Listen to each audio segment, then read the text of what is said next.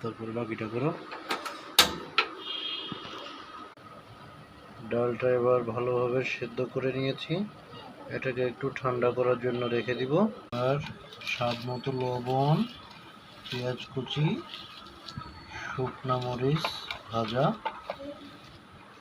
এগুলো দিয়ে ডাল ভর্তাটা সুন্দর করে মাখাতে হবে।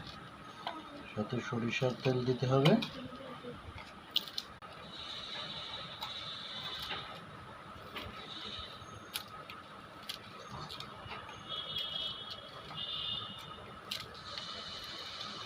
সুন্দর করে এগুলা কষিয়ে নিতে হবে।